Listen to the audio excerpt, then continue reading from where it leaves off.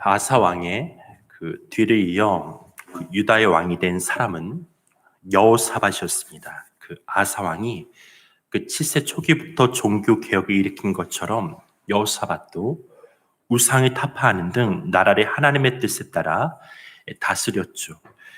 그런데 여호사밧이 한 가지 더 집중한 것이 있었습니다. 그것은 바로 백성에게 하나님의 말씀을 가르친 것이에요. 즉위한 지 3년째 되던 해 여호사밧은 방백과 레위인과 제사장들이 각 성읍으로 파견해 여호와의 율법을 가르치기 시작했습니다. 우리 7절과 9절 말씀, 우리 7절과 9절 말씀 103페이지입니다. 함께 읽어보겠습니다. 시작. 그가 왕위에 있은 지 3년에 그의 방백들 베나엘과 오바댜와 스가랴와 느다넬과 미가야를 보내어 유다 여러 성읍에 가서 가르치게 하고 또 그들과 함께 레이 사람 스메아와 느다냐와 스바랴와 아사헬과 스미라목과 여호나단과 아도니아와 도비아와 도바도니아 등 레이 사람들을 보내고 또 저희와 함께 제사장 엘리사마와 여호람을 보내었더니 그들이 여호와의 율법책을 가지고 유다에서 가르치되 그 모든 유다 성읍들로 두루 다니며 백성들이 가르쳤더라. 네, 거기까지 읽겠습니다. 여호사밧이 백성들에게 그 여호와 율법을 가르치기 시작한 그 이유는 개혁은 아래로부터 시작되어야 하는데 그러려면 백성이 하나님의 말씀을 알아야 한다고 여겼기 때문인 것 같아요. 사실 하나님의 말씀에 무지하면 어떤 삶을 살아야 하는지 알지 못합니다. 하나님의 백성이 스스로 하나님의 말씀을 배우고 지키지 않으면 어리석은 백성이 될 가능성이 있다라는 것이죠. 우민이 될 수밖에 없어요. 여호사밧은 가능한 한 많은 백성에게 하나님의 율법을 가르치기 위해 율법 교사들을 순회시키는 방법을 고안해냈습니다. 유다의 부흥은 결국 말씀의 부흥에서 시작됐어요. 단순히 우상들이 제거하는 것에만 머무르지 않고 백성의 마음에 하나님의 말씀이 충만히 채워야만 진정한 부흥이 이루어질 수 있다는 거예요. 여러분, 껍데기만 바꾸어서는 온전한 변화를 일으키기가 불가능합니다. 하지만 말씀으로 속사람을 변화시키면 어떤 환경 속에서도 하나님을 바라보는 흔들리지 않은 신앙으로 반석 위에 설 수 있다는 거예요. 그래서 여러분, 개혁은 변화라는 것은 외부로부터 시작되는 게 아니에요. 우리의 마음으로부터 시작되는 것이죠. 우리의 시선을 우리 마음으로 돌려야 돼요. 하나님께서는 외부 환경이 아닌 그리스도인들이 내부적으로 개혁되어지고 하나님의 얼굴을 바라게 될 때에 다시 한번 그분의 뜻이 이 땅 가운데 하나님 나라의 다스림과 통치가 드러나게 하실 줄 믿습니다. 그리고 18장에서는 그 17장 5절에 이어 여호사밧 왕이 부귀와 영광이 크게 떨쳤다는 사실을 동일하게 반복해요. 그러고 나서 아합 왕가와 혼인관계를 맺었다는 사실을 이야기합니다. 우리 18장 1절 말씀 함께 읽어볼게요. 18장 1절입니다. 시작. 여호사밧이 부귀와 영광을 크게 떨쳤고 아합 가문과 혼인함으로 인척관계를 맺었더라. 아합 가문과의 혼인 동맹은 이후 유다 왕국을 존폐 위기로까지 몰고 가게 됩니다. 여호사밧의 아들 여호람이 아합의 딸 아달랴와 결혼하고 2년이 지났을 때 여호사밧이 사마리아를 방문하게 돼요. 이때 아합이 그에게 연합군을 결성해 길랏 라못을 치자고 제안합니다. 그 제안에 여호사밧은 나는 당신과 다름이 없고 내 백성은 당신의 백성과 다름이 없으니 당신과 함께 싸우리이다 하면서 기꺼이 응해요. 3절 말씀 함께 읽어볼게요. 18장 3절 말씀 시작. 이스라엘 왕 아합이 유다 왕 여호사밧에게 이르되 당신이 나와 함께 길랏 라못으로 가시겠느냐 하니 여호사밧이 대답하되 나는 당신과 다름이 없고 내 백성은 당신의 백성과 다름이 없으니 당신과 함께 싸우리이다 하는지라.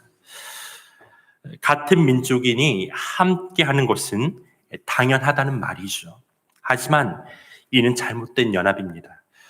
여호사밧은 여호와 앞에서 경건한 신앙을 가지고 있었지만 아합은 그렇지 않았어요.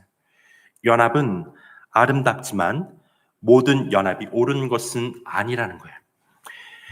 여러분, 금묵자욱이라는 말이 있습니다. 먹을 가까이 하면 검어진다는 뜻이죠.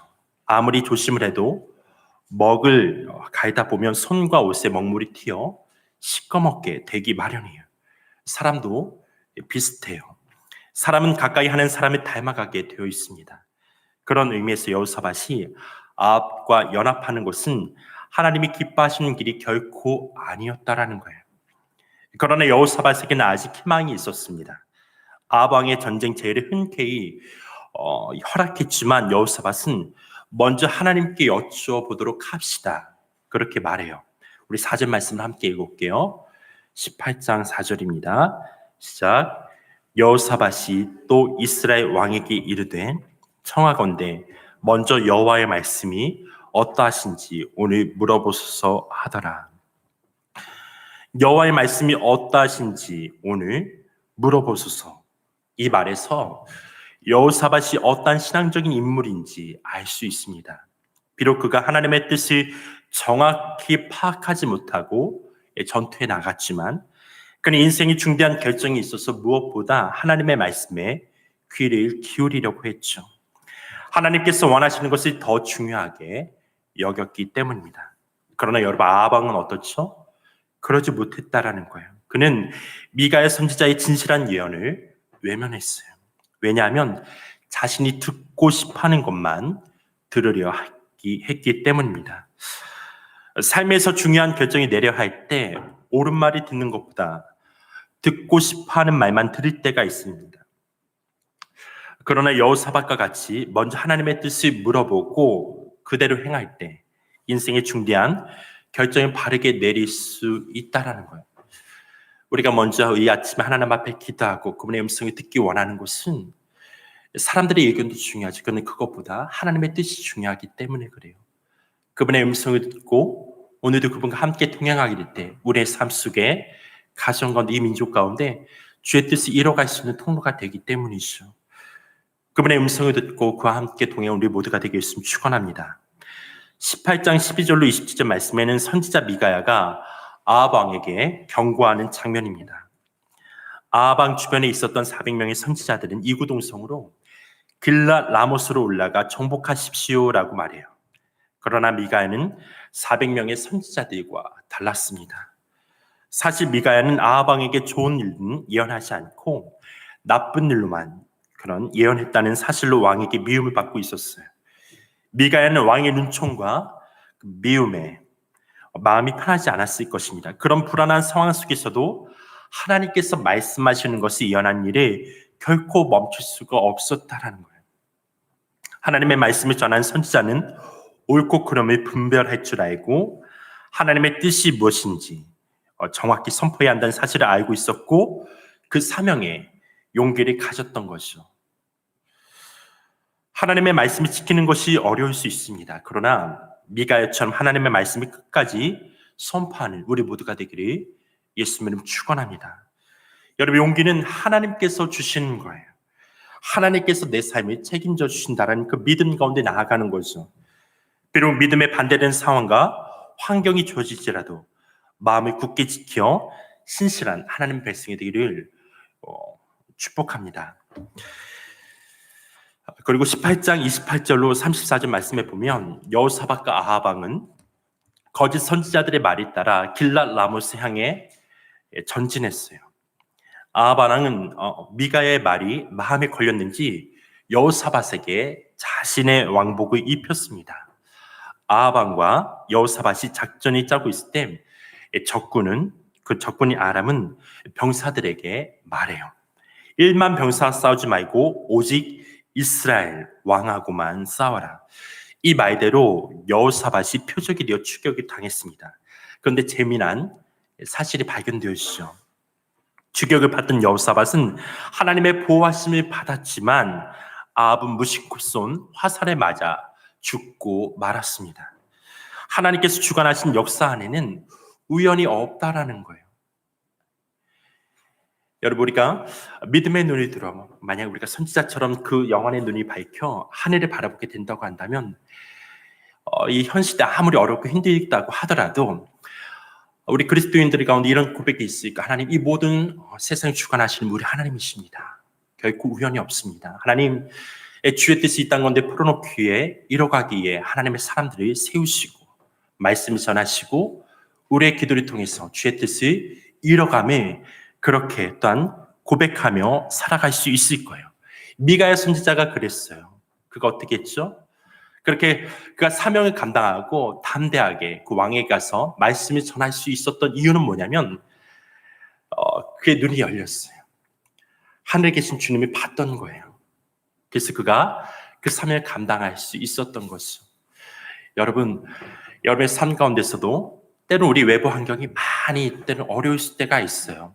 나라 민족이 쉽지 않죠. 그러나 이 역사를 주도 면밀하게 인도해 가시는 분은 바로 우리 하나님이심을 믿고 기도한다면 오늘 하루하루가 정말 하나님의 뜻이 이뤄가는 우연이 아니라 정말 주의 뜻이 이뤄가는 그러한 걸음걸음이 될 수 있을 줄 믿습니다. 그러기에 우연히 날아온 화살 역시 우연이 아니었어요. 미가야가 말한 진실의 빛이 빛나는 순간이었고 하나님의 놀라운 섭리 가운데 이루어진 시간이었습니다. 누구나 아합 왕처럼 진실한 충고보다 자신이 추켜 세워주는 말을 더 좋아할 수 있습니다. 그러나 나의 바람을 만족시키기보다 하나님의 말씀에 귀 기울이시기를 바랍니다. 때로는 그 말씀이 나의 폐부를 찔러요. 쓴맛이 쓰게 느껴질 때도 있어요. 그러나 여러분, 그 말씀이 나를 고치고 나를 새롭게 하고 그것이 나의 생명이라는 것을 깨닫는다면 오늘도 그 말씀을 우리가 듣고 읽고 그 말씀에 또한 적용하는 삶을 살게 될 줄 믿습니다. 오늘도 말씀에 순종하면서 사람이 기쁘게 하는 것보다 하나님의 마음이 기쁘게 하는 거룩한 백성이 되기를 예수님의 이름으로 축원합니다.